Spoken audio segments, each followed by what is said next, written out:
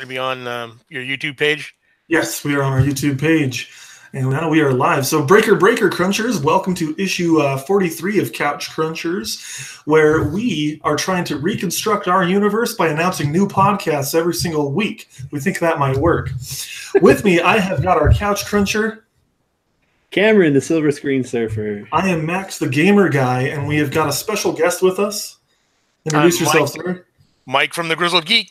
Yeah. Thank you for joining us, Mike. Really appreciate it. This is kicking off. Well, not kicking off. It's continuing our Easy Nerdcast month, which is funny because I live in Colorado. But hey, I lived in Arizona for my entire life until the last 6 months. That counts. So, yeah.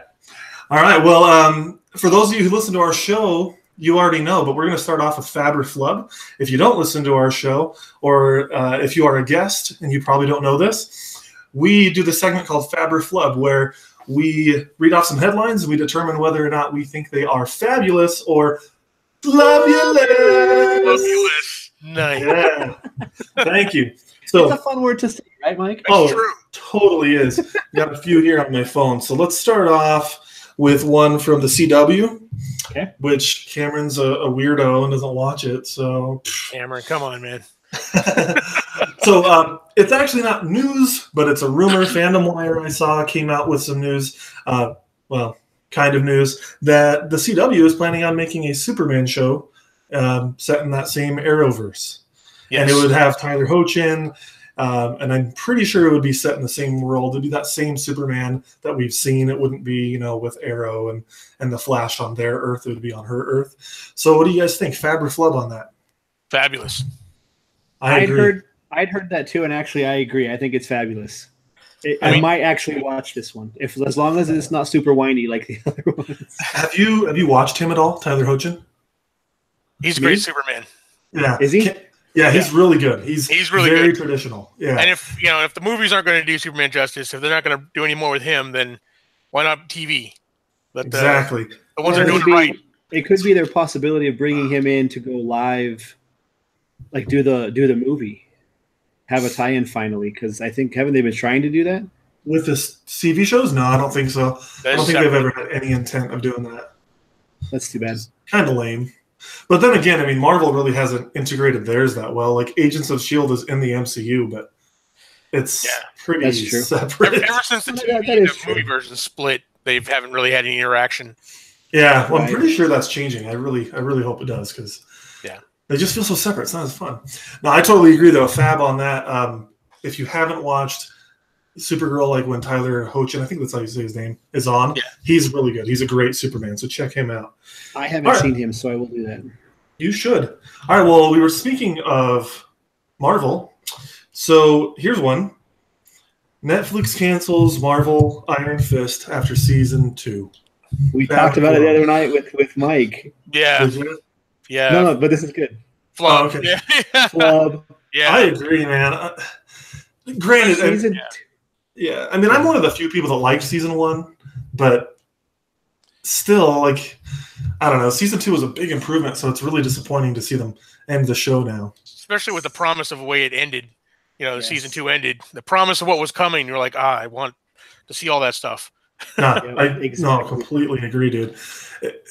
It was kind of a weird ending. I don't know if we want to get into spoilers right now, but it was still good. I don't know. I want to see more, Yeah, it was good. And they did a good job like they've done with those other shows on there. It finally got up to at least maybe par with the other Netflix Marvel shows. And now they're canceling it. But we were talking about it the other day. It's probably a ploy to, we're going to cancel it, and then they're going to release it on their Disney streaming service, season 3. I'm wondering, but they've already got this connected world, so they'd have to cancel all of those. But they've already signed for the other 3, and they've already filmed. I believe Jessica Jones is filming. Daredevil 3 is already out. Luke Cage, Punisher. They've already signed those and have begun filming or finished filming on the next season. So yeah, that's what I mean. That's why I feel like it'd be hard to have it in that Disney streaming service, because I feel like they still have a contract with Netflix that just wouldn't allow that. Well, the Disney streaming service falls under the Marvel Entertainment, which would be Kevin Feige. Yeah. And the Netflix falls under TV, which will be Perlmutter, who's in charge of that. Yeah, I'm hoping that ends soon. Really hoping that ends soon. Who knows? I want to see some more continuity between those two things. Man, you're right though. Daredevil season 3 came out today. I haven't had a chance to watch anything. I just been working. I haven't either. I'm so disappointed in myself. I have 3 hours of sleep, but 6 episodes under my belt already. Do you really? Oh, nice. Well, tell us what you think so far. It is. I love it. I think it's great. It's a little slow getting started, but I mean, we left the character off at the end of Defenders. They have to tell that story of him. How he gets back, how everything. I was saying it's been a few years since we've seen him. It's been a while. So, and they go back to right where we leave off in Defenders, right, and bring him forward. So. Oh, nice. Okay, that's really cool. Does it give any indication of whether it takes place before Luke Cage, or I guess it takes place after, because they reference his death in those shows? It's the main story takes place a few months after the events of Defenders. So exactly that is in a timeline, but I don't know. All I know is that Kingpin is amazing as always. He's still one of my favorite villains on TV. So good to hear. Yes. And Bullseye, he's the start of that character is amazing. So nice. Okay, I'm looking forward to both good reviews. Yeah. I've been playing the crap out of Assassin's Creed Odyssey. I'm a huge gamer. I've been playing tons of that, as well as Destiny 2. They got an event going on, but I may just have to take a break so I can watch season 3 of Daredevil. Yeah, I might be up until like 4 a.m. this morning. We'll see. Don't have anything going on tomorrow. May as well, right? That's right. I got to burn through because we got a review coming up on Grizzled Geek, so we got to. Nice. It's like a job. I got to do it. Binge tonight. That's what I tell myself. Yeah, I have to do it because for work. But no, it's work, honey. I have to. You don't understand. Exactly. I'll say that to my wife sometimes. I'm like, I've got to buy this video game. I need to review it. Yeah, my wife doesn't always buy it, but sometimes I throw it out there. It's try it. Keep trying it. Maybe one day it'll work. So, all right. Well, we got another one. And I don't have a ton of details on this, but I still wanted to go ahead and share this one. Looks like Marvel is but they're looking at having a female director for Guardians of the Galaxy 3. Fab or Flub? Okay, has that been confirmed, or is that just rumor and speculation? It's just that they're looking at. Nothing's been decided. I frankly, Fab. Well, I don't care either way. As long as it's a good director. I don't care if it's a male or a female. That's my point. Fabulous, I guess, but it's not. I want a good director. I'm not necessarily concerned about the sex of the director. You know what I mean? Absolutely. Yeah. And that's kind of where I figured this conversation would go. Like when I thought about it, I'm like, we're all going to say the same thing because it's really to care otherwise. It's like, right. I want a good director. That's all that matters. Yeah. Marvel did remove it from their 2020 releases. That happened today. Mm-hmm. So they're only releasing 2 movies in 2020, Guardians being the one removed. But I heard Guardians was pushed to 2021. So it was like at the end of it. That makes sense. When James Gunn getting let go, I'm sure they're retooling the whole thing. Who knows? They may not even be using the script anymore. Yeah, they said they're going to still, but who knows that much time. No, they'll change it. They will. Well, then Dave Bautista's out, guys. Yeah, I think Dave Bautista's out regardless. He might be. He's been, and I don't disagree with him. Like he's been really vocal about it. Right? Yeah. That might just get him. He's going back to the WWE for a little bit. So. Oh, is he? Really? I heard that too. Yeah, he had like a little promo out there, so he's doing a little him versus Triple H return thing. So. Oh, nice! Yeah. I didn't know that. Now the Guardians isn't shooting this next year. He's got time to do it, so that's what he's doing. Nice. Can we talk about just for a second how James Gunn is now at Suicide Squad and how awesome Suicide Squad 2 is going to to be? That's amazing. Yeah. Before we do, we need to give both of our votes. Oh, okay. I'm going to say Fab. I think we all said that. So, let's do James Gunn. What do you guys think? Fab or Flub about him writing Suicide Squad 2? Fab. I'm so freaking excited about that. Like, we might actually get a good, apart from Wonder Woman, a good DC movie. Oh, you shut your mouth. You shut your mouth. Max is a BVS. Love BVS. It was great. It's so misunderstood. It's a good movie. Yes. And Man of Steel. Man of Steel is really good too, dude. Come on. Man of Steel's good. If you know, it's like if you look at it like a proto Superman. This is before he became the Superman we all know. Right. I think by the end of Justice League, he actually became the Superman we all wanted. Superman we know from the comics. Yeah. Too bad it was in Justice League. But the issue there is that's with the change in Henry Cavill. That's not even like it won't be the same Superman. It's not even necessarily the same universe anymore. If they do a Superman, if they lose Cavill, if they lose Affleck. At this point, you're hanging on to Wonder Woman at this point, you know? Yeah. I mean, hey, Aquaman looks really good though, but it does. It hasn't come out yet, so we don't know. It looks good, so. But I've got high expectations for Suicide Squad 2 with James Gunn. Yeah, I'm with you. That. It's on my radar now, where it wasn't really exactly. before. Yeah, I mean, hey, you guys, you call me a DC shill all you want, but I will agree that Suicide Squad wasn't great. It was. Neither was Justice mediocre. League. Okay. Yeah.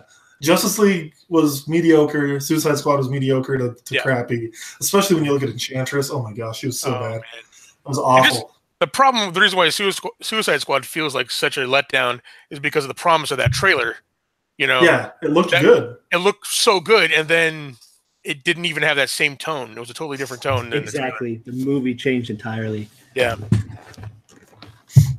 yeah, it was weird, and you can tell they cut it to pieces, and they cut out so much Joker. I mean, and even if they would have put more Joker in, it might have been crappy because he wasn't the best. But like, it just felt he was oddly placed in that movie, and it was just weird. Yeah. So I think putting James Gunn behind the writing role in that is going to be a good decision. I think so. Oh yeah, this is right in his wheel well. Yeah, like there's really talks of him directing it, but I don't think he will. I think they'll get someone else to direct it. But you think so? I don't know. We'll see. I mean, there's precedent for it. He's written stuff and not directed it before. True. It depends on how much he. 1 second. But how awesome, how awesome would Suicide Squad be if it was like Guardians? Like that's the DC movie that we deserve. Yeah. That would be, I mean, that's Suicide Squad. You think about Suicide, like it would be Guardians. It would be very light. I mean, it would be heavy, but it would be like a little more positive, upbeat, goofy. Like Suicide Squad is like it should, like a James Gunn movie, right? Exactly. Yeah, and that'd be good. I think if he really loves it, if he connects with the material, he's going to want to direct it because he's that type of director that he's written stuff that other people's directed. But if he really feels strongly about what he's written, he's going to want to feel ownership of it. He'll want to do it. Well, I'm totally down with that. I think he'd be a great director for it. I'd like to see him. You know, like as bad as the writing was in Suicide Squad 1, and some of the direction, to be honest. Margot Robbie was, I think, a great Harley Quinn. Will Smith was a good Deadshot. Yeah. You know, we have some good stuff, and Diablo, I know he died, but they could bring him back. He was really good. Back, yeah. You know, he was really good. They had Captain Boomerang is Jai Courtney. Jai Courtney wasn't very good, I didn't think, but they had. That was the best Jai Courtney's been. So, he did the best Jai Courtney. I don't expect him to be great. Like the latest Die Hard movie that came out like 6 years ago or whatever. He was not good in it, but I don't expect Die Hards to be anything other than just action. So I still enjoyed the movie. You know what I mean? Yeah. But yeah, you know, he's not very good. All right. Well, anyway, sorry. That was my rabbit hole for the evening. You can take us down as many rabbit holes as you want. We're just a bunch of dudes hanging out, bro. That's right. See? I was when I heard that news about him being on Suicide Squad, like we had talked about it as a group before, I was like giddy. Like, yes! Because, I mean, we haven't, apart from Wonder Woman, you set that movie aside, we really haven't had a great DC movie. We've had okay movies, but we really haven't had a good... We've had great parts of movies. We've had great parts of movies. There you go. You mean in the DCEU, right? Because The Dark Knight, everyone can agree, was a great movie. Right, the DCFU, or whatever they're calling it. Yeah. The DCFU. I noticed you keep doing that. I was like, oh, that's funny. Did you guys notice my little... Did you guys even notice my little jab in my opening statement that was referencing the DC universe? Yes, I did. But Marvel does the same thing with their comic book line. They reboot it. It feels like every 6 months they're rebooting their comic book line. Yeah, but I like the DC characters so much better. It's disappointing to me. I wish it was reversed sometimes because Marvel movies have been so good so long. Like DC comics are consistently better than the Marvel comics. I really want to see the DC movies be good. Better. I mean, I want to see everything to be good. But DC and Mike, maybe you'll disagree with me here. I don't know, but I feel like DC does the animated stuff extremely well. There isn't a company out there that I think can rival DC's animated ability. Outside, if you take the Killing Joke out of it, absolutely. They yeah, that one was just a little weird, but yeah, I mean, they kill it with the animation. They do. And I didn't care for Batman Ninja. It was a little too Power Rangery the second half, but the first half of that movie was phenomenal. There's a lot of great stuff in it still. Yeah. I've got the DC streaming service, and I've got Batman Ninja pinned on there. I just haven't started it yet. It's worth to watch one time. I want to check it out, dude. There's a lot of good animated movies on there I haven't seen. Although I will have to agree, and let's do this real quick. Let's say what our favorite animated DC movie is. For me, it is by and far Flashpoint. Flashpoint's good, yeah. Flashpoint was good. Honestly, I think mine's Justice League Dark. That is a really good one. I love Justice League Dark. Yeah. I like Apocalypse. Or was it? Yeah. I mean, yeah, I like. It's hard to say because I like a lot of them. It's so tough to say, right? Yeah, you're like the Green Lanterns were good. Both of them, I thought. Yeah, First Flight was good. I really liked First Flight. First Flight was really good. Yeah, I love those movies, and they're great. And I agree with you, Cameron. Like, no one does it like DC. Marvel's animated. I mean, I've only watched one of them, and I didn't like it, so I didn't watch any more. It's hard to get into that. Marvel has some good animated stuff, but it's just not. It's like watching a Disney movie, like a DC movie. Like it's just like there were parts that were okay, but it sucked otherwise. Right. Yeah. I like I think from Marvel, I like the first of the Ultimate Avengers movies that they did.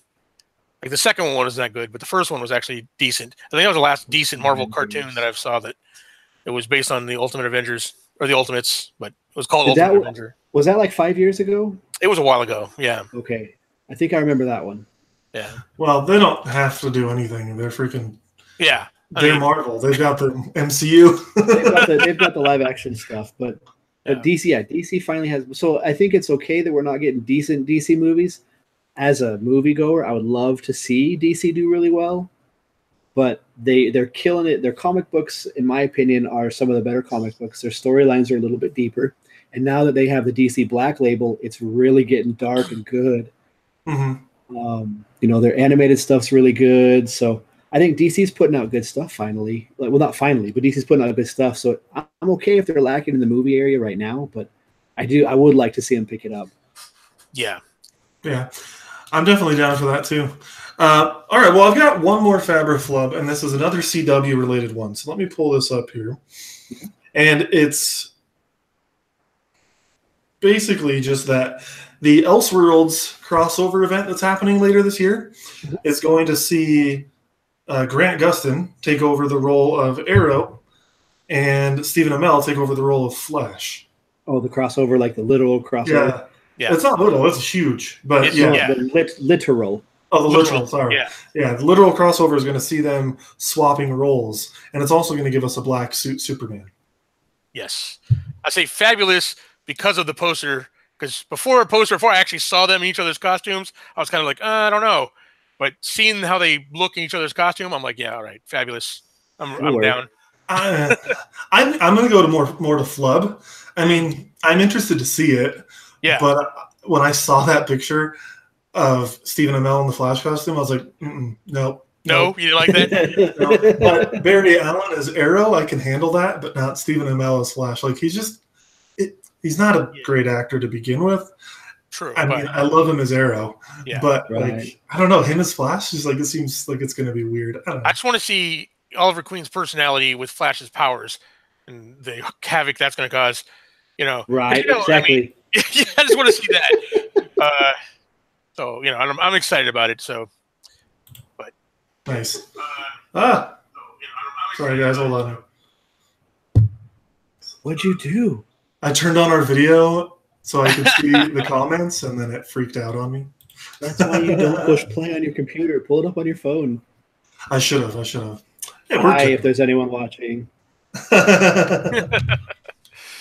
All right, cool. Well, let's move on from Fabriflub. I would like to do the interview portion of the show. I want to kind of get to know you, Mike, and Grizzled Geek. So Tell us a little bit about how you became a fan of geek culture and what Grizzled Geek is. Well, I've been a fan of geek culture pretty much my entire life. All 14 years of it. Oh, exactly. Yeah. Well, I do look a lot younger now without the beard, so I'm kind of a little less grizzled than I normally am.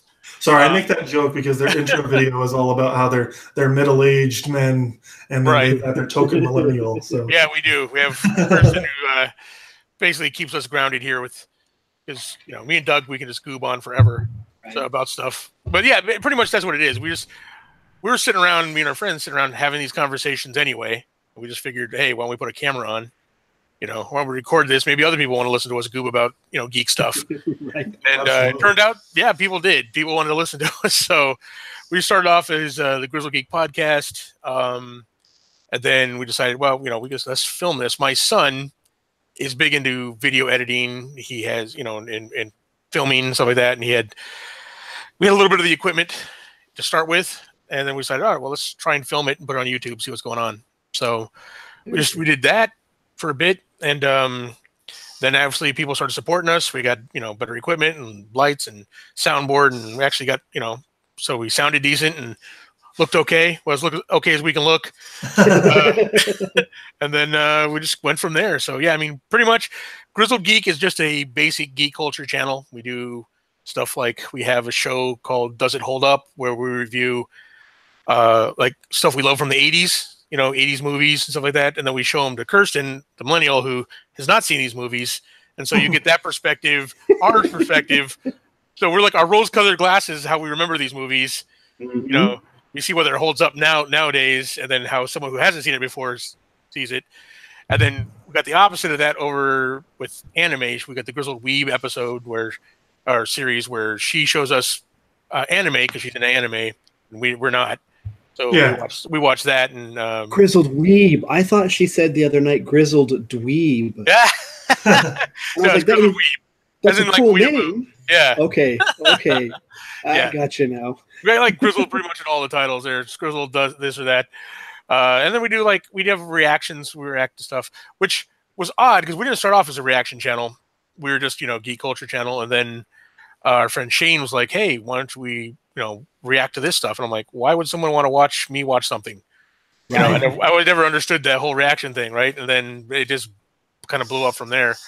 So our big thing is we react to Ruby, which is kind of like a anime, but from Rooster Teeth. But yeah, so we kind of watched that, and that's a big part of it too. And then we just recently spun off a second channel called the Grizzled War Master for our gaming because we're tabletop war gamers. Okay. And play D&D and board games and stuff like that. So nice. We didn't want to, so kind of spun that off so it's like a separate channel because we want to have just gaming in here with all this other geek culture stuff because we want to crowd the area there. So I hear you.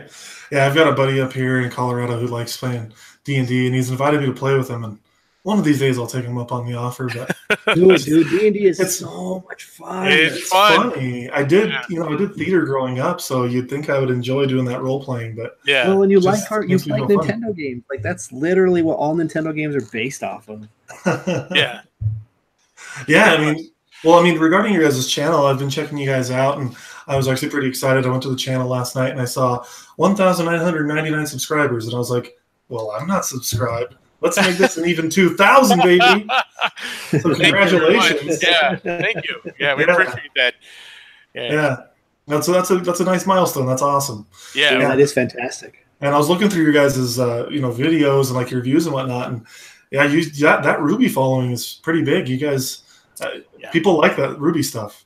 They do. Yeah, it was pretty big. We got rabid fans. Those are most of our Patreon supporters are the Ruby group.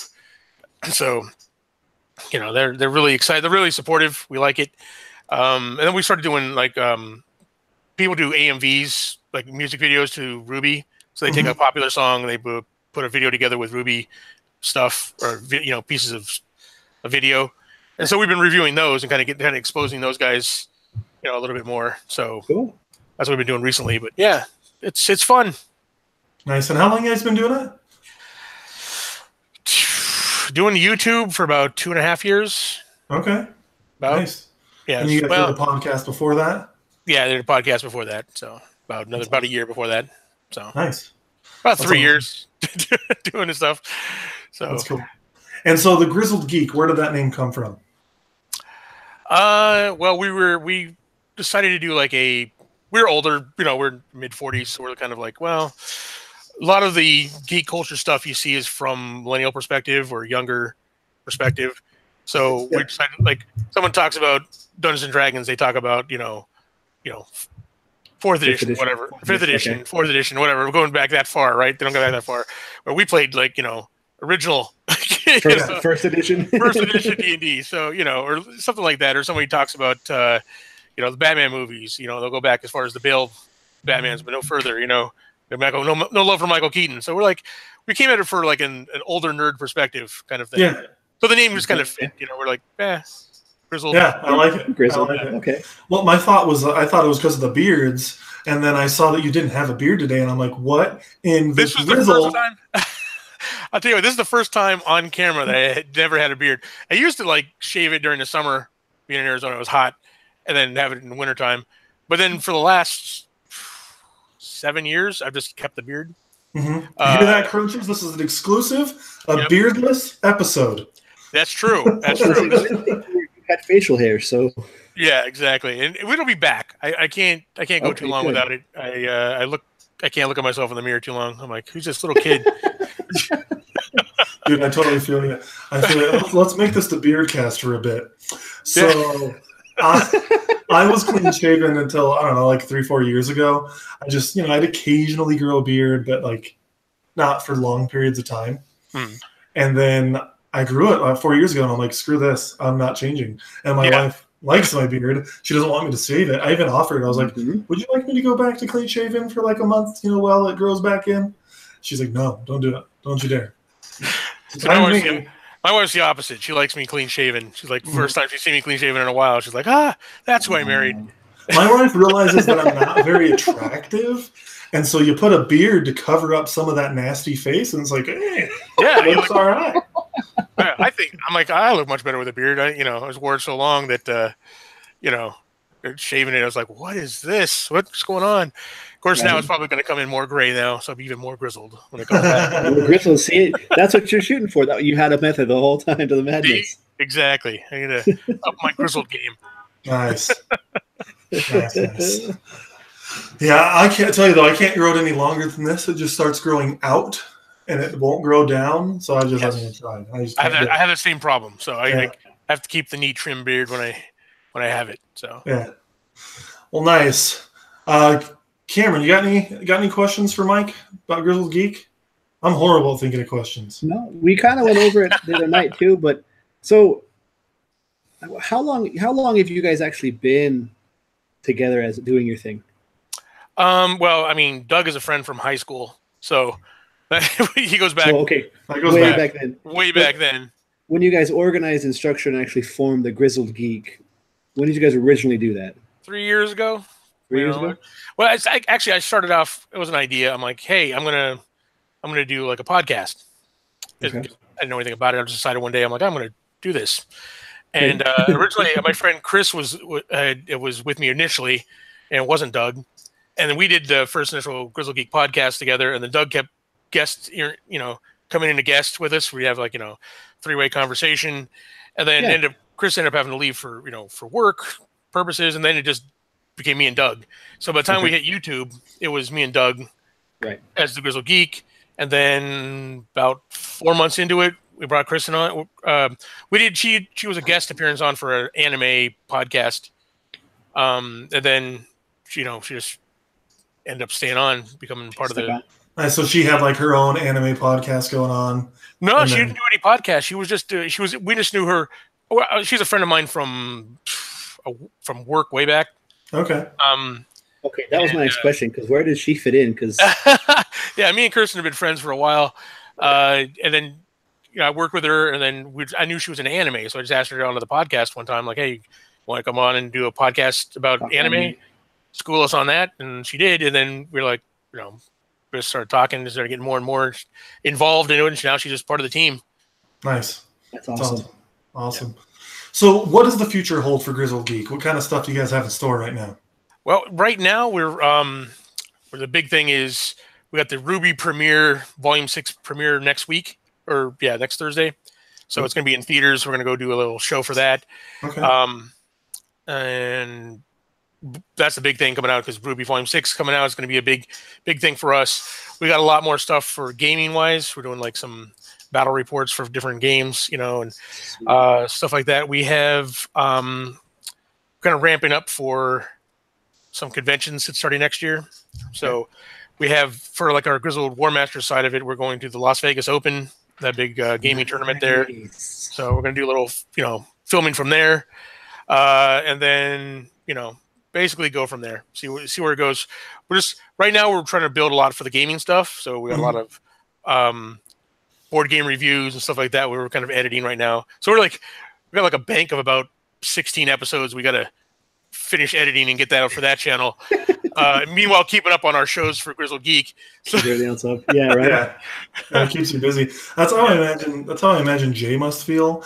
I don't know if you've talked to Jay or not, but he runs a thing on the side called Audio Ammunition, and he also is doing Couch Crunchers. So it's like he's got these 2 side projects in addition to working a full-time job and taking care of his family. So yeah, I can imagine that keeps you pretty busy. Yeah, keeps you pretty busy. Yeah. Yeah. That's luckily, awesome. Luckily, we got my son does some editing for us. I do editing here. Doug's learning to edit. I'm trying to pawn more stuff on to Doug to do, but he'll run into a thing like, I don't know how to do that. We need to add this kind of transition in. He's like, I don't know how to do that, so you're gonna have to handle that one. That's funny. I was actually just gonna ask that. I was gonna say, who does the video editing? Who's what are the roles on your team? Pretty much, my son is the one who knows how to do it all, and then he's taught me somewhat. So I'm probably and then Shane does the editing.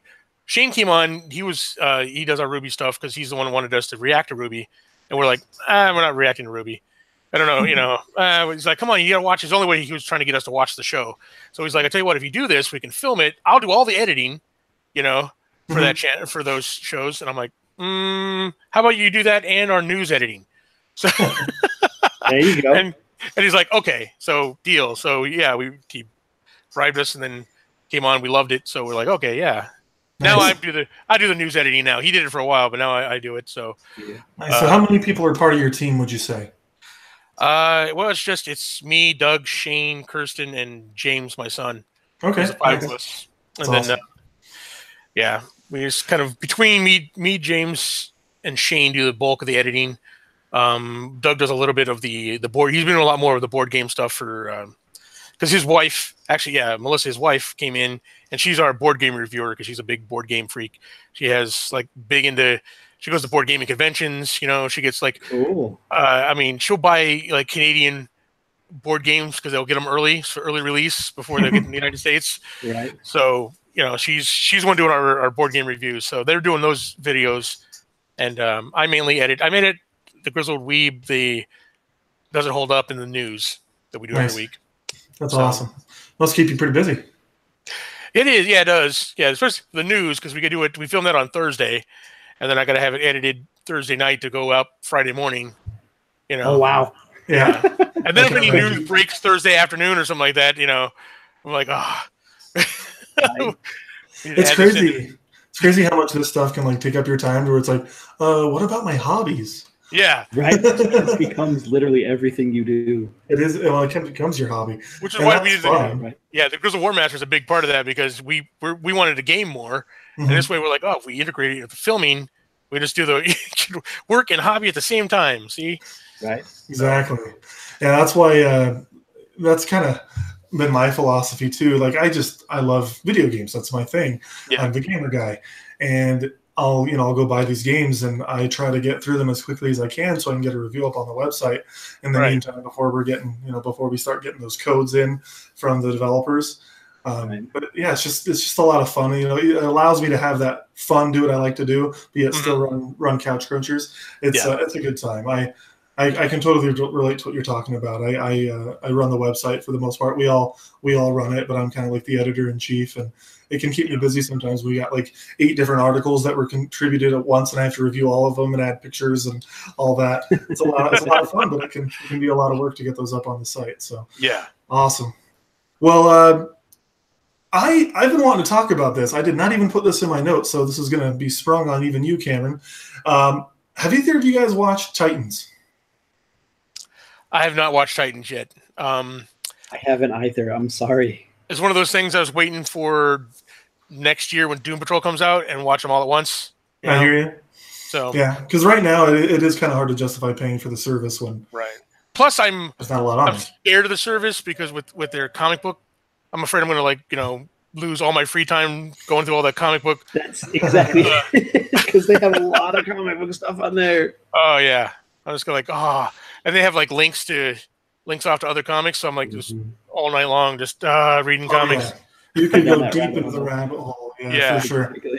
There's so much. I mean, it's like, here, you want to learn about Aquaman? Here, learn about Aquaman. Hey, this also relates to Aquaman. Read about this. Oh, yeah. When I logged in the first day for Titans, there were tons of Titans comics. Teen Titans, Normal Titans, whatever. There's just tons of them. Well, then I'm just going to go ahead and spat off a few of my thoughts about it. No, let's hear it. I want to hear it because I've heard both sides of it, but I except for your love of BVS, I take what you like for TV shows pretty seriously. So. Yeah. Well, especially because I can acknowledge that BVS isn't a perfect movie. I just love adrenaline-pumping action flicks, and it has that. So, Titans, I was pleasantly surprised. I put up a review of the first episode about a week ago, and basically in that I was talking about how when the trailer came out, and you see Robin saying "F Batman" and super bloody and like crunching people's necks, like I was like, "What? Yeah, that's not Dick Grayson. What in the world is this bullcrap?" Like, it just didn't fit. Like, I'm all for give me a gritty show, but a Suicide Squad TV show, fine. But Titans, that just didn't seem like the right fit. Yeah. And then I also was super concerned about Raven. I thought she looked awful. She looked like a streetwalker, just like horrible. Yeah. And so I was super concerned about the show going in, and maybe that's why I liked it so much. Right. My expectations. I'm like, why is Beast Boy not green? Yeah. Beast Boy's not green. Yeah. What's her name? Firestar's not. Oh, that's what I meant. I said Raven. I meant. Yeah, Raven. Yeah. Raven. Yeah. Anyway, so I go into the first episode kind of with low expectations, and without spoiling anything, you learn pretty quickly that Dick Grayson's violence that you see in that trailer isn't going to last. At least I don't think so. Like, the way the story's going, it's pretty clear that he realizes that he was too brutal there and that he needs to change. And I personally think that Nightwing is going to be coming sooner than we thought. Like, Robin's not sticking around long. That would be cool. I would like that. Yeah. Yeah. And then Starfire, right? I'm blanking on the names. Starfire, thank you. Starfire, yeah. So Starfire and her streetwalker look, that's the one I meant, not Raven. Raven's a 14-year-old girl. She doesn't. Anyway. She looks ridiculous. And I was like, what the heck is going on? And again, without spoiling anything, you get into the context of the show and you realize why she's dressed that way, and it makes a lot more sense. And it's not really an origin story of hers that I'm familiar with. Like, what they're doing in Titans is very different from what I'm used to. But the way they're going about it, I think, is really interesting and really cool. And I also think that her outfit that she's wearing isn't going to stick around very long. Yeah. They saw previews of like a more comic accurate outfit, like a behind the scenes featurette. Yeah. Yeah. Yeah, I saw that one too. It's not a great image though. It's like she's kind of like further back in the background of the picture. Right. You can hardly really see her. But yeah, you're right. They released one of Raven too, which I think Raven's looks pretty cool. It's funny though. Like, I don't know, you guys might laugh at me, but in the picture, she's got her arms out, she's got the hood on, and you can see like the bottom of her belly, and I'm just like, wow, that girl is white. Holy cow! That's perfect for Raven. It's true. Yeah, it's true. And personally, I really liked Raven. I thought she was very good. Like, I always liked her though from the trailers. I thought she looked pretty good. I mean, her voice is higher than what I'm used to hearing for Raven, like from the cartoons and stuff. And yeah, she seems a little bit more naive. But this is also the very beginning origins of the character, rather than generally when you tune in to some of the Raven stuff, the comics and the TV shows and whatever, she's already an established character. It's different than when you're getting the origins. So I'm excited to watch episode 2, which that came out today too. Oh man, Daredevil, video games. I know. Titans, CW shows. Start Daredevil tonight, but I know that if I start it, I'll be up all night. So yeah, I still haven't watched the first episode of Arrow. I played some Destiny a couple nights ago and watched it. Flash these episodes 1 and 2 while I was gaming. I didn't feel like I needed to pay full attention to those because Flash has sucked lately. Yeah, I didn't like season 3. Me and Fallout, with all the Fallout 76 news coming out, I've jumped back into Fallout 4 again. Oh, nice. So, that's a series I haven't played. You haven't played Fallout? Oh, no. Man. It's one of my favorite. I mean, I need to. I mean, I like the Elder Scrolls games, and it's the same studio. It's basically Elder Scrolls, but in the post-apocalyptic world with guns. Yeah, I mean, I played back in the old, original turn-based from the '90s when it first came out, very first Fallout. So I kind of like that world, but it's one of my favorite as far as video game worlds go. I goes like Mass Effect, and then Fallout. Oh, Mass Effect. I like you. Mass Effect is good. You're a good guy. Hey, so what's been all the news with Fallout? I've been seeing a bunch of stuff, but I haven't kept up on. I don't know much about Fallout, to be honest. I've just seen here and there. Fallout 76. I've been seeing a ton of it. Yeah, because it launches next month. It's the next Fallout game. Well, it's different because it's a multiplayer online game now instead of a single player storyline, which had me really concerned. I think I did a video about my concerns about Fallout 76 when I first announced it. But the more I see about it, the more it's just. You could team up with friends, go explore the world. What makes Fallout great is still there. The other thing I'm going to miss is like the NPCs and stuff like that because it's a crazy world, But there's enough of it there that's actually it's pretty cool. My big problem, everyone was worried about griefing people, like being multiplayer people, like killing each other. So, but they got to introduce a system that's looks like it's pretty much going to be a solo Fallout game that you can actually just play with your friends. Yeah. So for context, for those who know nothing about this game, it's going to be different. Usually Fallout is single player. Yeah. You don't play online with anybody. And this one is going to be online, like entirely. Yeah. And it's going to have a system in place where you can see another player and you can just attack them.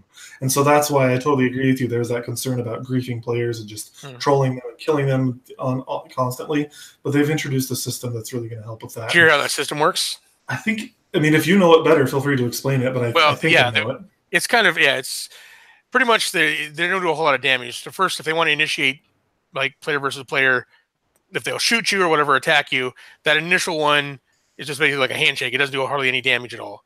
And then you have an option of either initiating player versus player, in which case you guys just fight, and that's fine. Raise a white flag, basically saying you don't want player versus player combat. And in which case, if they continue, then you can fight them as normal, but they actually get a bounty on their head. And so once you kill somebody who doesn't want to fight with you, you don't see any other players on your map anymore. They don't show up, but you show up as red on the map with a coin value, right? And the more you do it, the more your value goes up. So if somebody kills you or a group kills you, then they get the bounty on your head. So, yeah, it sounds really similar to the Division and the Dark Zone. How when you would kill people, it was kind of the same idea, and I think it'll be a lot of fun. It was fun. I when Division came out originally, I got together with 3 friends. We went into the Dark Zone, which was like the zone where you could play against other people, and we would do that to where we get bounties on our heads. And when the game, I think it was actually when it was in beta, when the beta was out, there was this place you could essentially go onto this ledge and hide, and no one could come at you from behind because of the glitch. And if they wanted to come at you from the front of you, they had to climb up a ladder. And by the time they got up the ladder, you could kill them. So we would just wait for the 20 minutes until our bounty expired and keep killing people and earning XP. And it was horrible. I don't usually like to be that kind of a guy, but it was actually a lot of fun when we did it. That tells me quite a bit about what kind of player you are. I got that now. All right. I'm not usually like that, but it was pretty funny. Don't play with Max. Like I said, I usually don't do that. But it's fun sometimes. It's fun sometimes. Yeah, or just like even when you're like playing legit, which is usually what we did.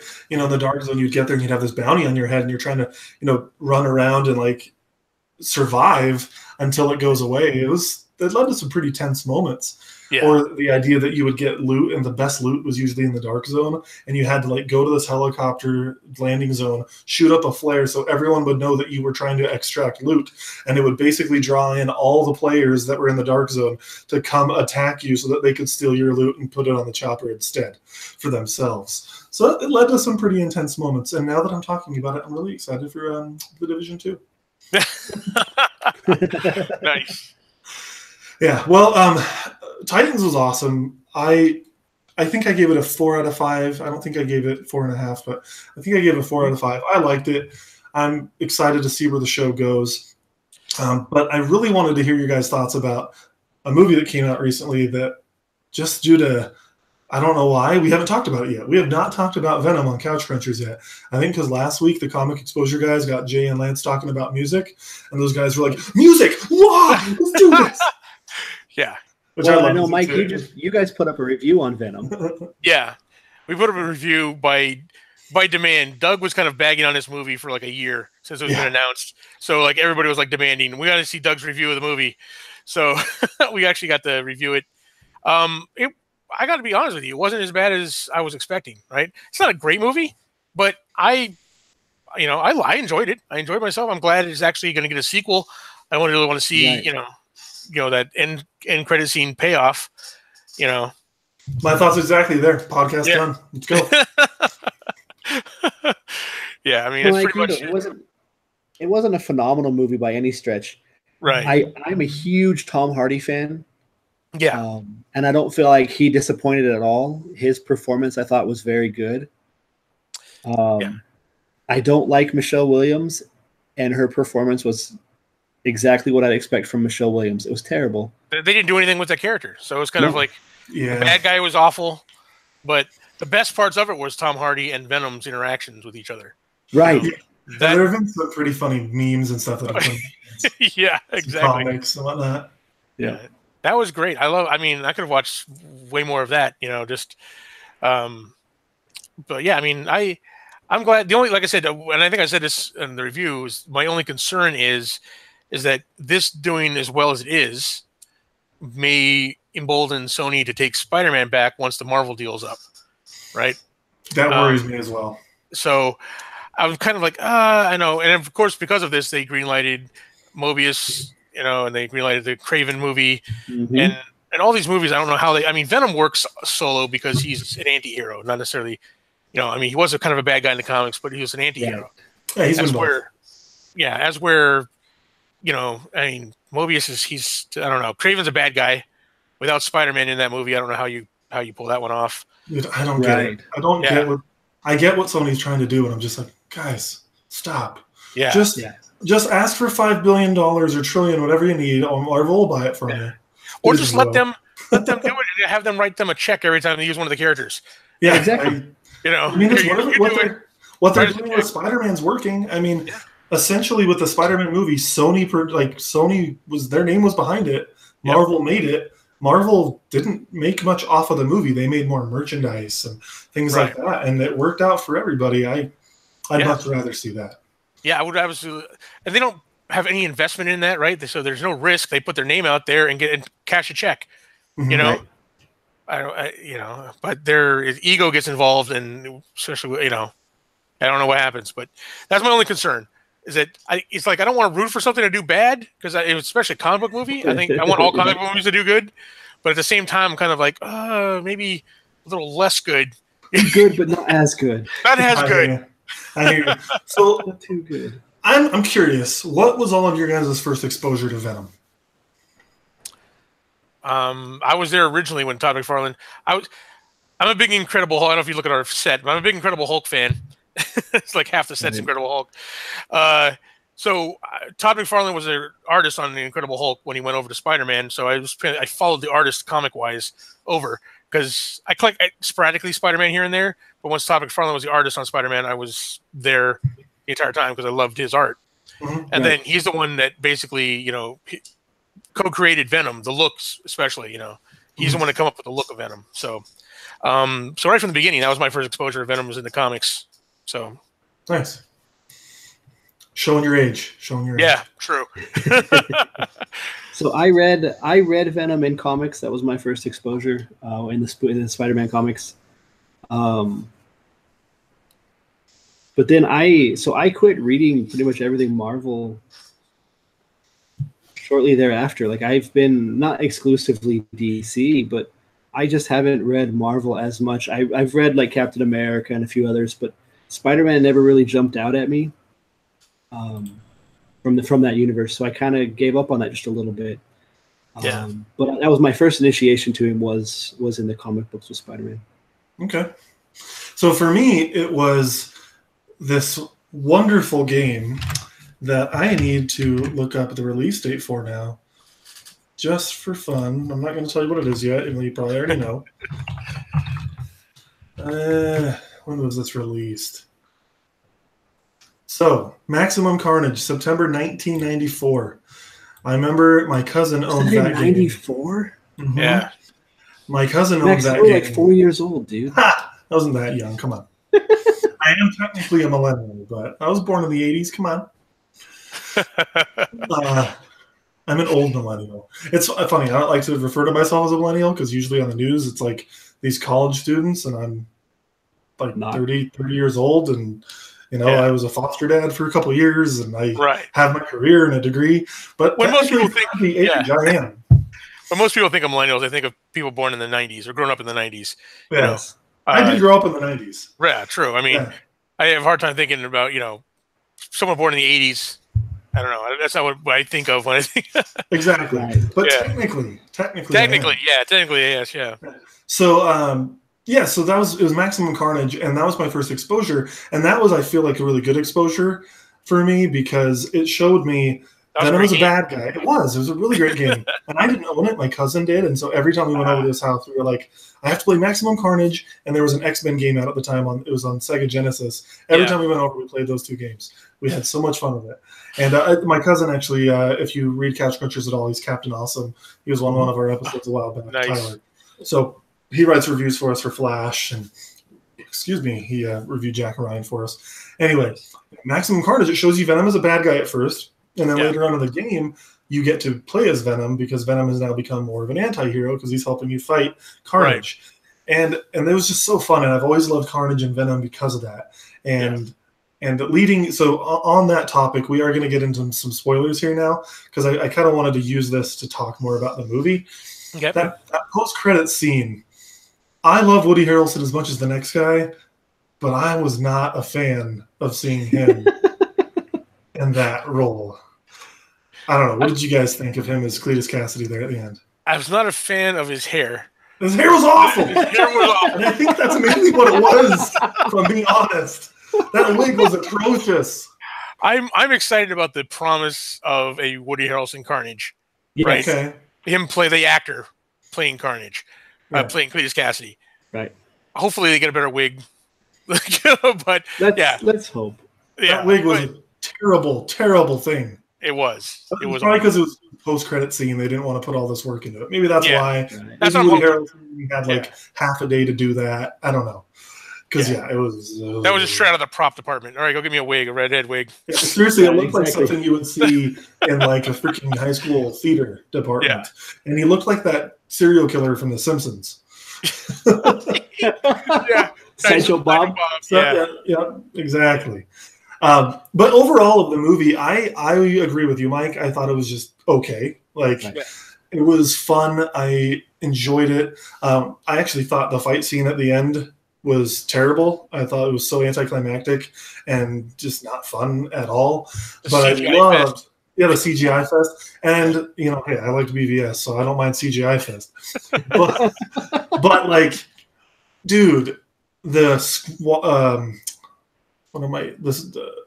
squad that he fights, why am I blanking on the term for that? The SWAT team? SWAT team, thank you. The SWAT team, that was awesome. That was an awesome scene. The apartment fight was freaking cool. Yes. There were some great fight scenes.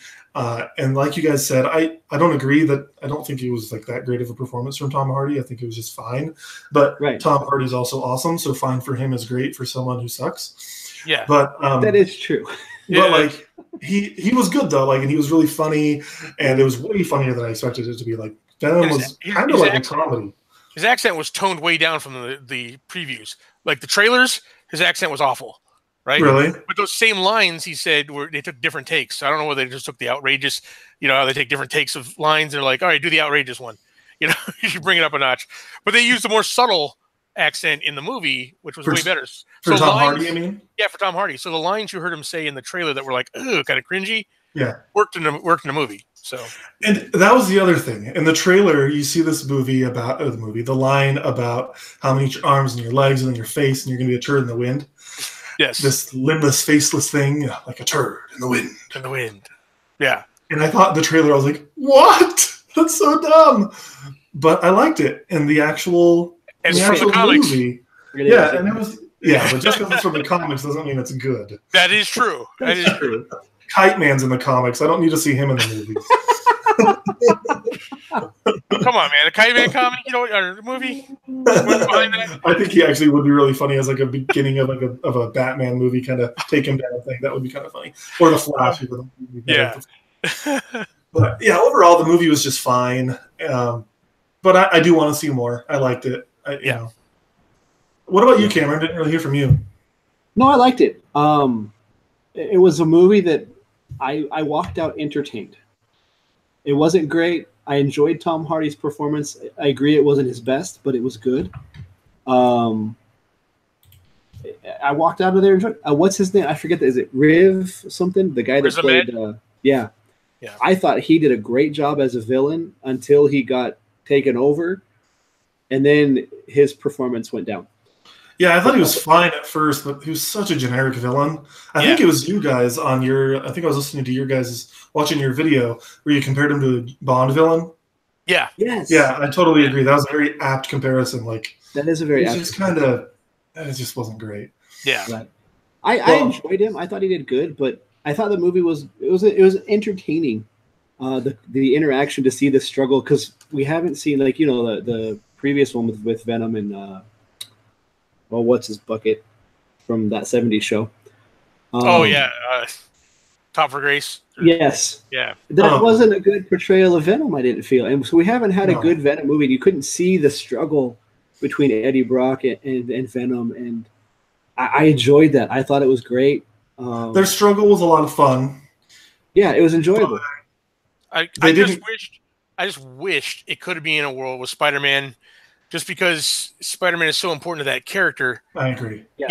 If you read the comics, the whole reason why Venom can be an anti-hero, can do good, is because that was some of the stuff that was imprinted from Peter Parker on him, right? On him. And then, it is the duality of Eddie Brock hating Peter Parker and, Venom hating Spider-Man. It just, I missed that. That was an element that was missing that could have elevated this movie, Agreed.